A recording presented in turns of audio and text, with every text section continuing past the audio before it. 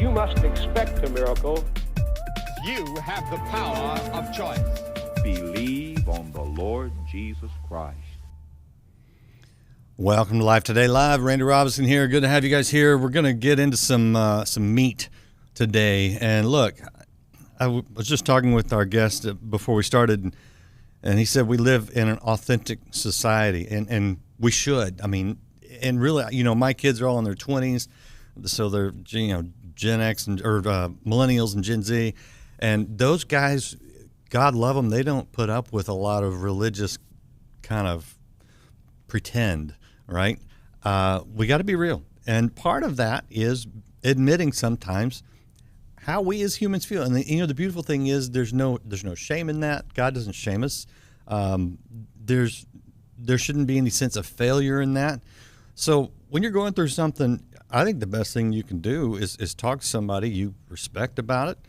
Maybe dig into a book like today's book, and it's healthy. It's okay. You got to know it's okay.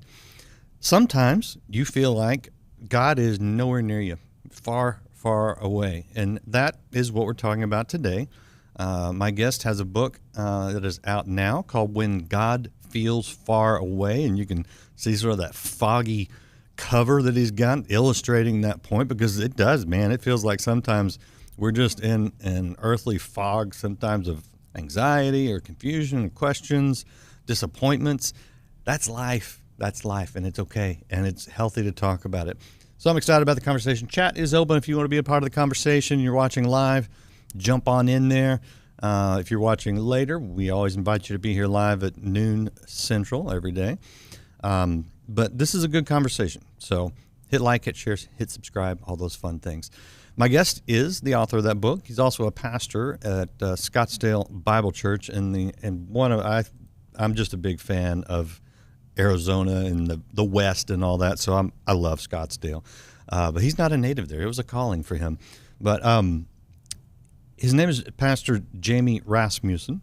And he's just one of those guys that's like, you know, let's deal with this. So let's deal with it. Pastor Rasmussen, great to have you on Life Today Live. Thanks, Randy. It's good to be here. So I'm guessing that maybe being in the position you're in, this is something that you've dealt with in your congregation. Is this one of those things that comes up fairly often that you're like, I should write a book? Yeah, I do certainly deal with it in the congregation. I mentioned to you before we started that we live in a much more authentic Christian environment nowadays, so people feel free to be a bit more open with what ails them and where their soul is. But I will tell you, before I ever dealt with this with my congregation, I dealt with it with me. I became a Christian in 1981. I hadn't grown up in a Christian home or environment. And so when I accepted Christ, I got immersed in a church and in a bunch of churches in college, and it started to experience significant dry spells, Randy, not just for a day or two at a time, but sometimes weeks, what I call long seasons, where I knew I was being faithful to God. I knew he loved me and always was with me, and I knew Jesus never leaves me, but I felt far from him. And for the first decade of my Christianity, I had no one to talk to about it. I didn't know how to explain it. Went to seminary and, studied the Bible in and out. And so, long story short, this book was born out of my organic experience with the Lord and Christian community that then I found a lot of Christians struggle with. Yeah. Do you think that's a personality thing in a lot of ways? Because, I mean, I know, like, my dad is like, I was talking to God this morning and he said, and I'm like, it doesn't generally work. I mean, I'll pray and sometimes I'll listen for a still small voice, but it is usually a very quiet and small voice if it's not written in black and white for me. I mean, are we just thick-headed? Is this just the way some of us are wired? Look, it's complicated. Certainly, I think temperament, what you're referring to, or personality, has something to do with it. Mm-hmm. Certainly, the more contemplative types of personalities tend to feel God's presence more. Some of us more type A activists might not. I think that one's generation might have something to do with it. I think even one's spiritual giftedness, if you're more of a prophetic voice, You might more than maybe a mercy voice or what have you. So it's complicated. All I know is this, Randy, there are plenty of folks, and myself included, who have finally gotten honest that there's plenty of times that we feel far from God and it's painful and we don't want to admit it. But when we finally get honest, as I did 25 years ago, we find that there's actually a pathway up the mountain toward reconnecting with him. That's not the usual pathway we hear, but one that becomes very navigatable. All right, we're going to talk about that. We're going to talk about some of the points. I want to diverge for just a second because, Sure. One way that I kind of see God, where I feel like God is close, is out in nature, and Sedona up there north of you guys. There's just a lot of places. Even looking at the stars, if you're in a dark sky area, I mean, for me, I do feel like I see God in His creation, and I didn't see that in your book when I glanced through it. But do you think that that's a legitimate? I mean, Scripture says it is, but what kind of role does that play? Because a lot of people do actually they have this sense of wonder out in creation. Absolutely, Randy. Spiritual formation people call those sacred pathways. Guys like Dallas Willard, Nortberg, and all of them would talk about sacred pathways, the pathways that we go through to connect with or commune with God. And certainly we hear things like prayer and the word and fellowship and church and worship, but creation is absolutely one of those. And so it's important that we all find a sweet spot, if you will, like you have, on where and how our soul tends to connect with the Lord. And I think there's value in that. The point of the book, though, takes it even further, and that is no matter what your sacred pathway, when that breaks down, what do you do when you're in Sedona and you still have spiritual heartburn? Yeah, I don't know. I'll go back and try as often as I can. So together. So you have these 8 ways to navigate what you call divine distance, which I like the phrase because it kind of nails it succinctly. Pick up on one of those, maybe one of those that kind of was where you were at when you were going through this. Yeah. Well, if I could back up one sec, what I'd love to do is posture those 8 ways in a way that most Christians will be interested in them. And what I mean by that is that, the across denominational lines, whether you are Baptist or Pentecostal or whatever your history is, we're all taught something similar, Randy, and it's good stuff. We're taught that if we want to connect with the Lord as believers in Jesus, we need to study the Bible, pray, fellowship, worship, serve, be generous, and love all people. Those are kind of the 8 ingredients that we're told every Christian should do. And then though we don't put it formulaically, the promise is that if you give that input, you'll get an output. And the output will be wisdom, blessings, guidance from God, feelings of his presence, power from the Holy Spirit, motivation to persevere. I list these things in the book, and I call it the equation. And again, I don't mean to be crass about it, but it's what we're all taught, and it works. And it's why we teach in our churches to do these things, and we should continue to. The question is, and we all know this happens, when the output doesn't flow from the input, what do you do? And you mentioned earlier about when we use the Sedona example of, I just spend more time in creation. Right. That's what most people do, is that when the output doesn't come, at least that's what I taught, I'll double down on Bible reading. I'll double down on church attendance, whatever. And again, the question is, does that work? And the pragmatists among us say no. And there's a book in the Bible. Now, this will lead us into the 8 ways to navigate divine distance. There's a book in the Bible that's so powerful about this, the book of Esther, in which that equation broke down for them as well. That they were doing the things they knew to do, and yet they felt very far from God. And contained in the book of Esther are 8, if you will, complementary pathways up the mountain that don't replace the equation. They overlap over the equation that help us to reconnect with God during very dry times. Interesting. Okay. We're going to hear some of those. I want to ask you this sort of fundamental question. And I've asked this of several different people, and it's interesting the different responses that I get. But there's this tension between works and faith, of course. Mm-hmm. And James very plainly says, "Draw near to God, and He will draw near to you." So there is this action on our part that seems to be required. How do you balance how much of that, of feeling close to God, is up to us versus up to Him? And, is it even in our power to overcome the distance? Yeah, great question. I think I could safely say that in 2,000 years of Christian theological inquiry, that the vast majority of theologians, even from Reformed to Catholic to what have you, from Wesleyan to Presbyterian, would agree that sanctification is a somewhat cooperative effort. Mm-hmm. I think we all agree on that. No matter how you posture it with providence, sovereignty, man's will, what have you, we all agree it's somewhat cooperative. So the answer to your question is yes, that when God feels far away, there's an aspect in which He is providentially in control of that.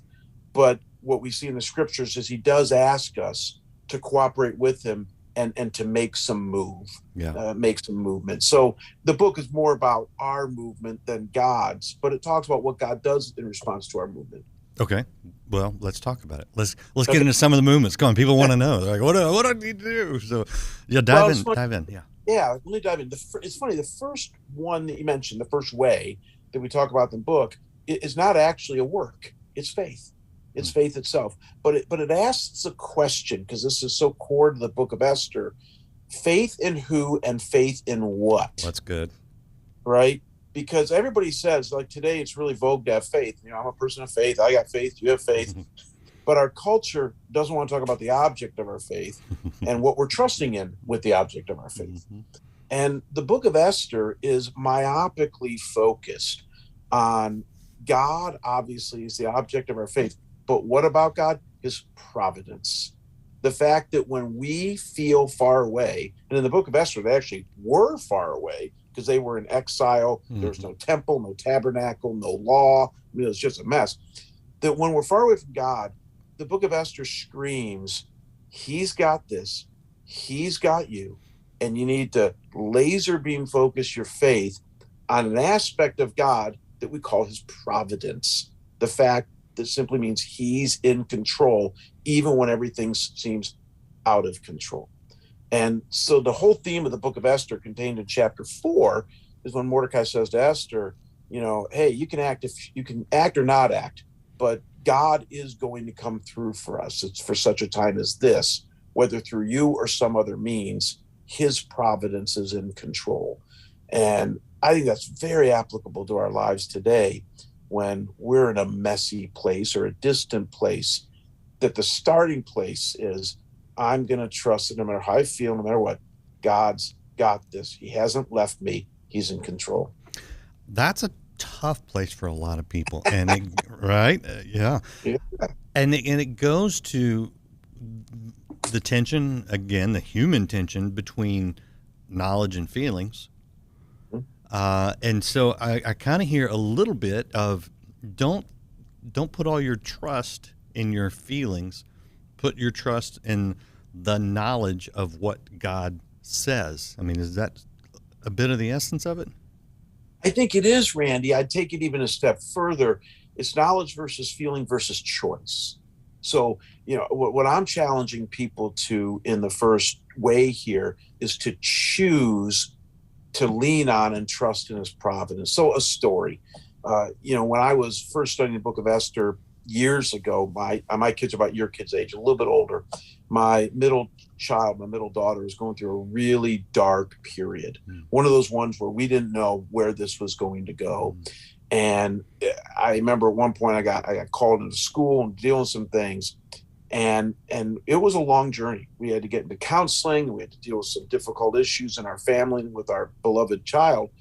And we didn't know where this was going. And it felt very chaotic and out of control. And God felt real far away. I had very little music in my soul. I was really hurting over her. And at one point, my wife bought that famous plaque we've all seen out of Jeremiah, where it says, I know the plans that I have for you, Right. Plans for good and plans for a future.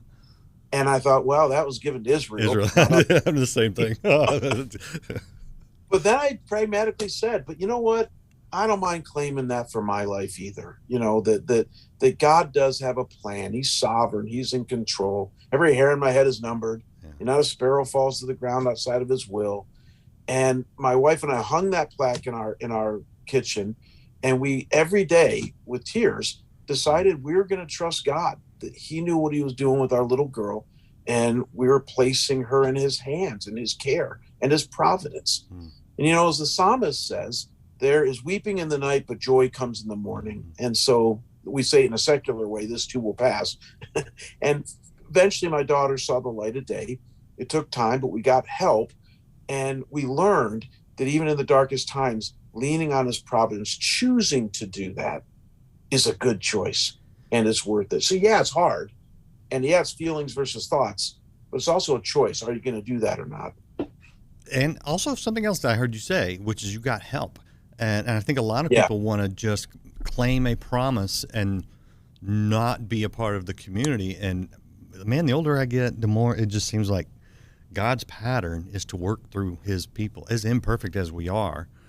Oh, yeah. How was getting help an important part of actually expressing your faith that God was going to come through for you? But then there were these things that you did, right?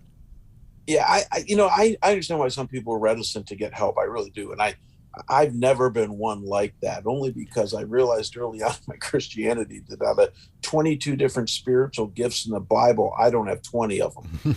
So I have 2. And so I'm not the most gifted person in the world. I got 2 great gifts God has given me, and I need the other 20, and they're found in people around me. And so I lean on a lot of resources, Randy, and I'm a pretty tough person. But the only way I can navigate this fallen world is through his church and through his people and the resources God gives me. Well, and that takes humility, and I want to ask you about that, but I want to show people real quick. This is your website, PastorJamieRasmussen.com. I'll put that in the chat. And this is the book, When God Feels Far Away.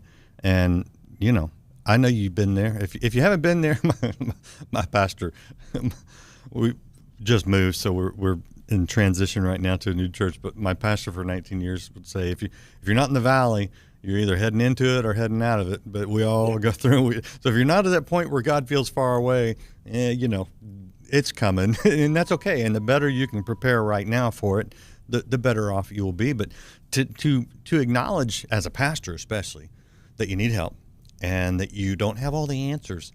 I mean, there's a lot of pastors that don't ever admit that, to their detriment. But I mean, that you have to lay some pride down. How key is that component? Yeah, it's huge, Randy.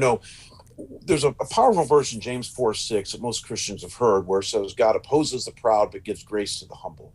And one of the powerful things about that verse is that grace, by its very nature, is rather discriminate. In other words, God gives it as he wants to give it. It's undeserved favor. So for people say, I earned grace, that's an oxymoron. You don't earn grace. God chooses to give it. He gave it to us in Jesus, and we need to embrace it. So to find a passage that literally says that if you do this, God will give you grace, is something we should jump on, right? So when it says he gives grace to the humble, every Christian should be going, oh my gosh, then I better figure out what humility is and how to get it, because especially when I feel far from God, maybe humility will draw me close once again. And indeed, that's in Esther chapter 2, the second chapter of Esther. That's exactly what we see, that you got this arrogant king, you got this arrogant second in command of Susa, of Persia at that time, contrasted with humble Esther and humble Mordecai. And which does God tend to bless? Which does he draw close to? Well, the humble people.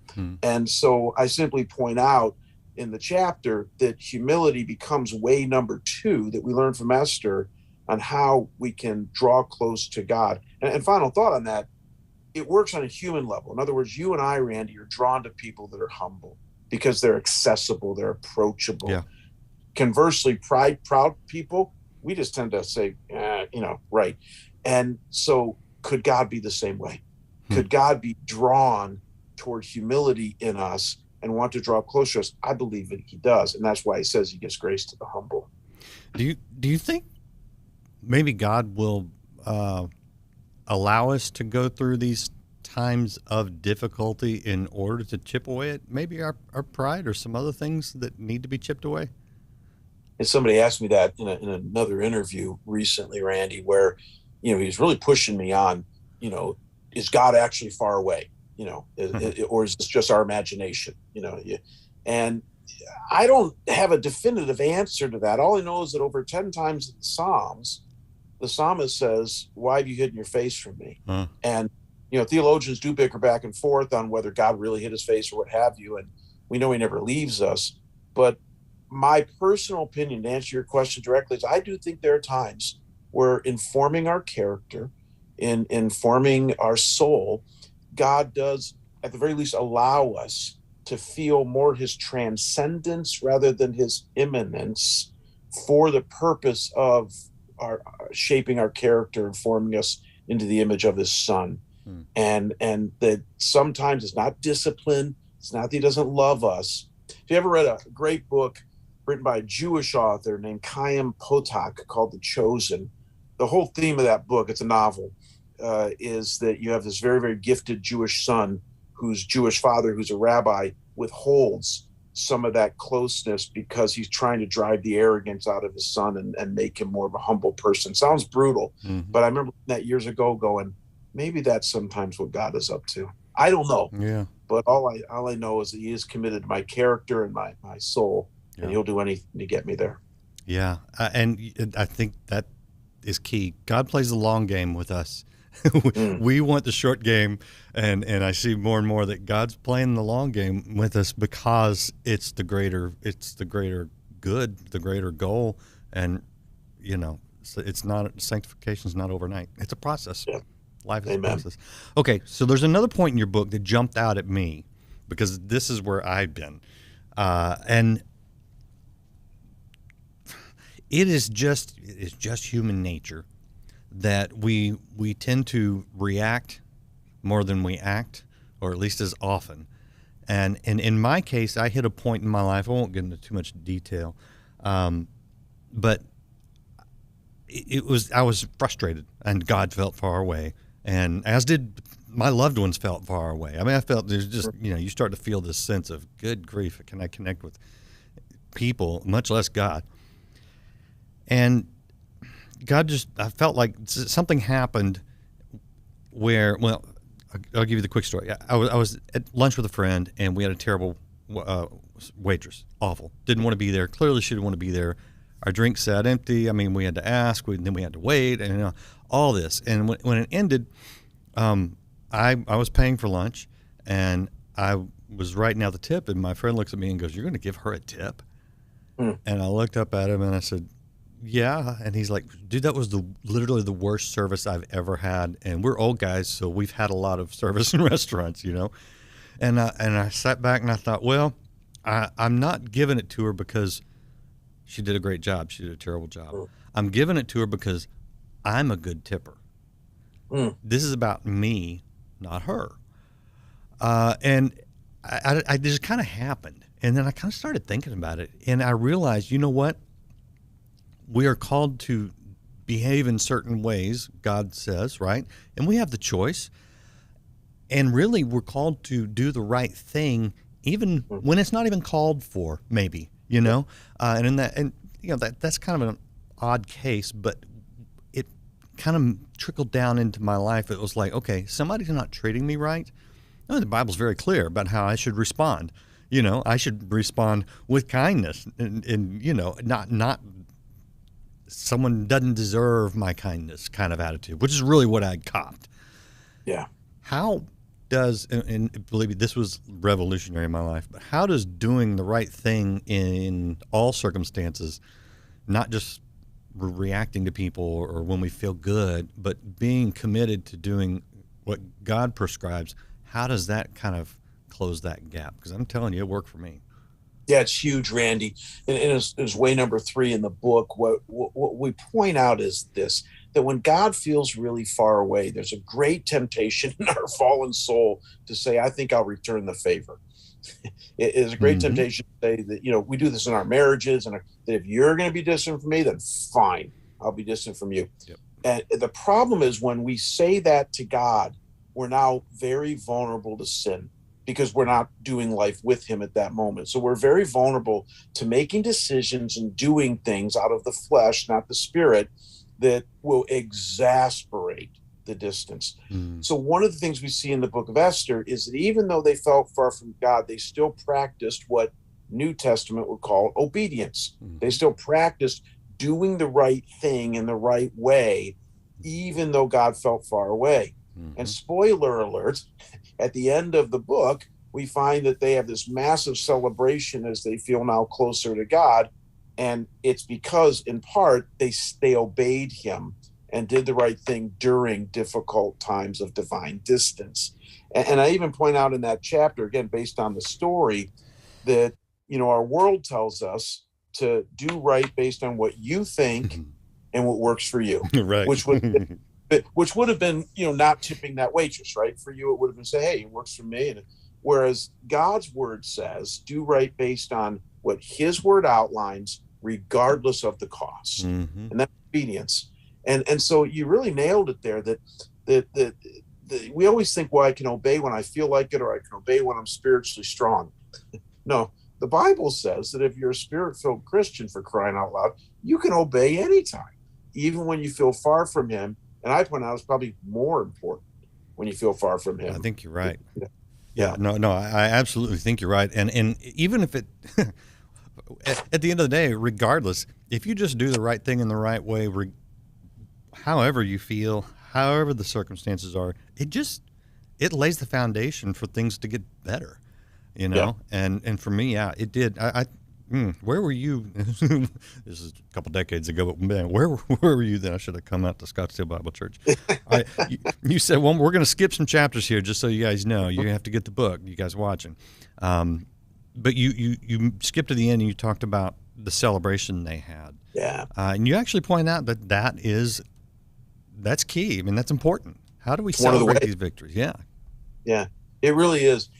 I point out in the book that the Jewish culture, and I think some of us knows, is an amazing celebratory culture. I mean, if they won a battle, they put a rock on the field and, call it an Ebenezer. They named every place with some creative Hebrew name. Anytime God moved, they celebrated. And the whole book of Esther is setting up a celebration called Purim that Jews still celebrate today, of when God saved them from genocide, from the Persians. And my simple point is, why don't Christians celebrate more? Right? Like, God moves in our midst, right? I think. Yeah. And so why don't we have markers in our lives, regular feast celebrations? We got Christmas and Easter, but other than that, we don't celebrate a ton. And so the challenge is, anytime God brings you through a season of divine distance into, if you will, his felt presence again, mark that, celebrate that, because that's exactly one of the ways that we find light of day again. Love it. Absolutely love it. Yeah. When God Feels Far Away is the book we're discussing. Pastor Jamie Rasmussen is my guest. And I've been, we've been playing this pretty straight, but I've got a question from the audience. So I'm going to throw you one curveball, totally off script. Sure. All right. So I feel like you can handle it. And I think it's an interesting question. But, there's this gap between the Old Testament and New Testament. And some theologians will refer to this as a time when God was silent. Do you think God was silent during that time, or will we just not have record of it? No, it's a great question. They call it the 300 silent years, is what theologians call them, between the covenants, if you will. And of course, God was not silent during that time. We know from our study of history, I mean, the temple was rebuilt during that time, Second Temple Judaism. The Greco-Roman culture was exploding at that time. It was preparing the way for the Messiah, but I would not call it a lull. What they mean by the silent years, and it might be helpful for our lives today, there was no revelation during that time. In other words, revelation pretty much ended with the minor prophets and what have you, until the coming of the gospel writers. And so there was no written or oral revelation during that time, but God was still on the move in people's lives and still active and what have you. So it's unfortunate we call them the 300 silent years, because I think we mean that just from how the Bible was written. Right. Not, was God actually silent for 300 years? I hope not. Wow. Look at that. Pastor Jamie Rasmussen knocking that curveball out of the park. I appreciate you playing ball, and I appreciate you sharing this message. This is good. This is healthy. This is great. So thank you very much for taking the time to share it with our audience today. Well, thank you, Randy. Appreciate you guys hanging out. Definitely check out Pastor Rasmussen's website, pastorjamiengrasmussen.com. I need to throw that in the chat. I'll do that here as the music plays. And you can check out the book, looks like this. Join us again next time here on Live Today Live.